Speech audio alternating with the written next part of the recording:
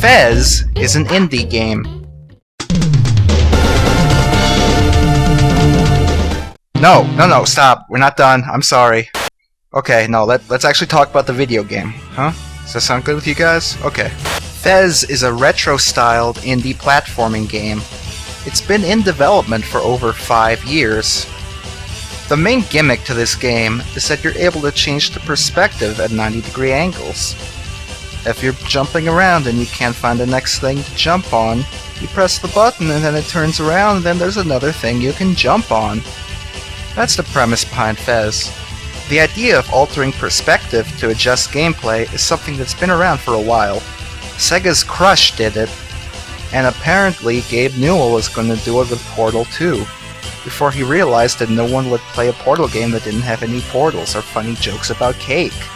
Naturally, since Fez has had 5 whole years to be developed, and a small handful of other perspective-altering games to look to, for example, its puzzles based around its one gimmick should be pretty good. Theoretically. Before we cover Fez's gameplay, let's start by covering the graphics. As per usual for an indie game, it follows a retro-styled pixel art approach. There's nothing blatantly offensive about the graphics, but I can't help but think I've seen this style somewhere before. Fez's gameplay consists of typical retro platforming, moving left and right and jumping up and down. On top of that, you have the perspective-altering gimmick of rotating the world at a 90-degree angle. Unfortunately, this gimmick isn't used to its full advantage, and all the puzzles are extremely simple. You're mostly gonna be just rotating the world when you run out of things to jump on, or when you need to find a block. There's some kind of dumb puzzles later on. I think one of them you need like a QR code read from your phone, which is really stupid. I hate those fucking things. Now some of you might be saying, Rockcock64, why don't you like Minecraft? Why you want it to look like Call of Duty? Now some of you might be saying, but Rockcock64, you forgot to finish talking about the gameplay. What about all the other aspects to it? Well, I got news for you, buddy. I did finish talking about the gameplay. That's all there is to Fez.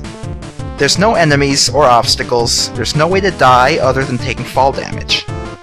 Now you might be thinking, oh, fall damage in a platforming game? That makes sense. It would make sense to be penalized for missing your jumps.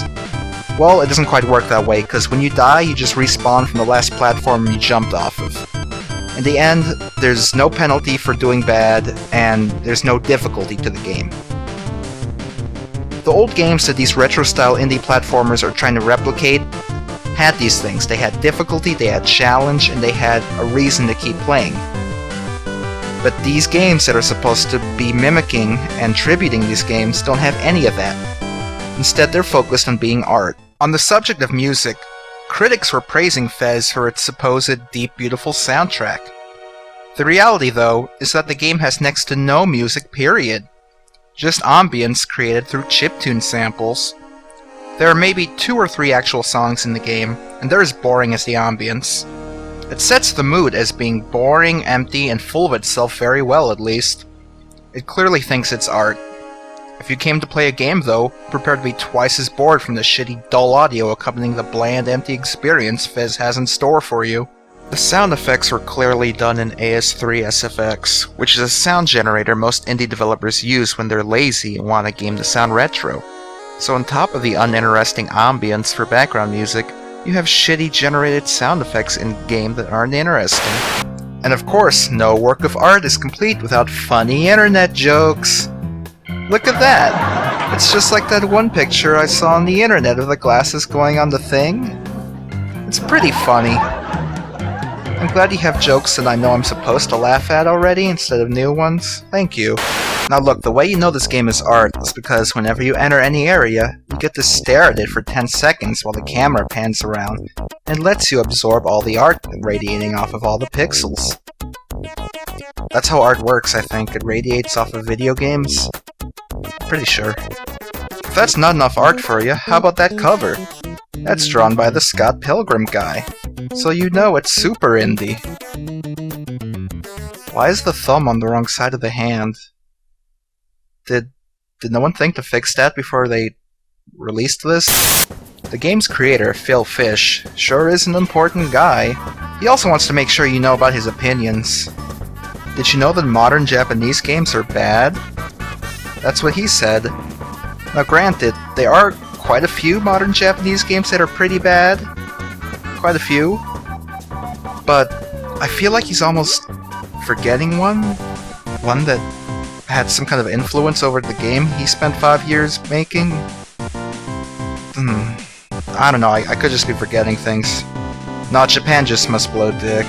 On top of his comments about modern Japanese games, Fish also told people to suck his dick and choke on it since he won 2 Indie Game Awards that his single game shouldn't have even been eligible for.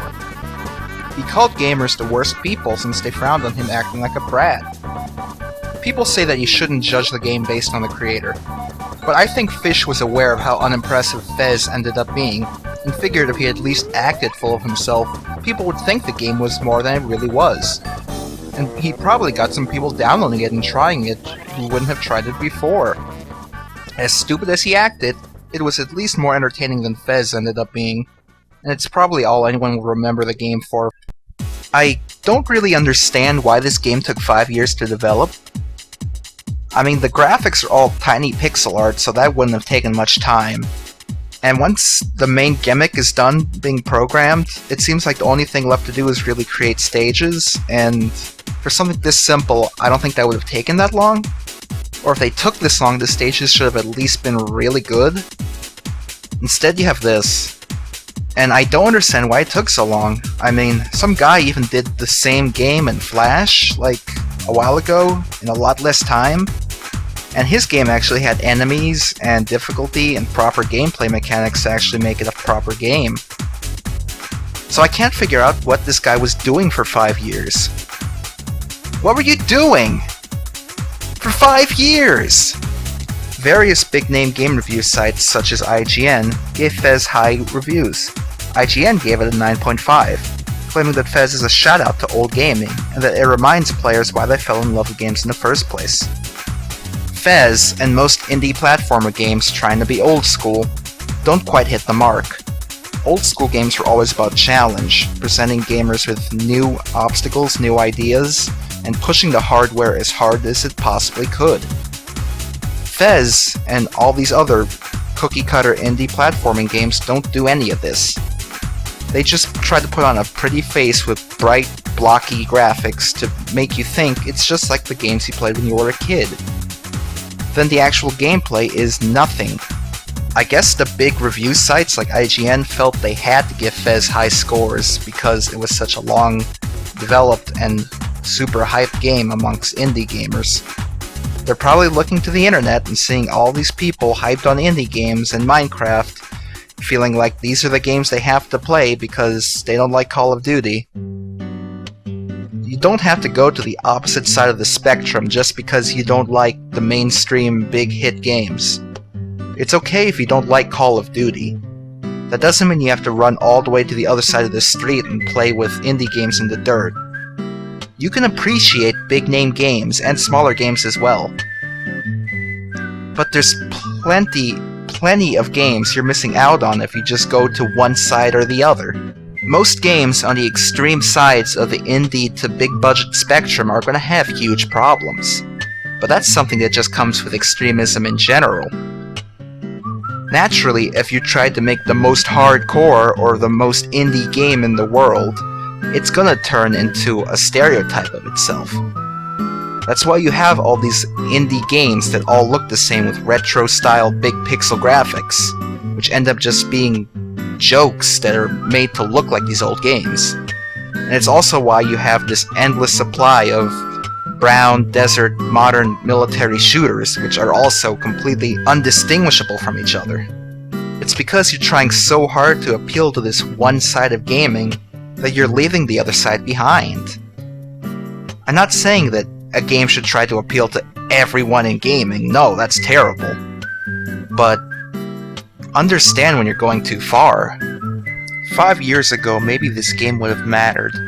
But nowadays, there's an endless ocean of indie platformers trying to look retro to pick from, and Fez offers the least of an experience out of any of them. It's hard to honestly go into depth with Fez because it's literally the most two-dimensional game around. which is ironic considering what its entire gimmick and theme is. It's the most basic platformer with an empty, soulless world that isn't interesting or engaging, and without an objective but collecting the stupid blocks and having no consequences for actions or some sort of challenge. It's just a hollow experience where you are realistically only going to push yourself through it if you are following the hype. Even if you love generic retro-styled platformers, Fez won't interest you. Overall, Fez is a piece of crap.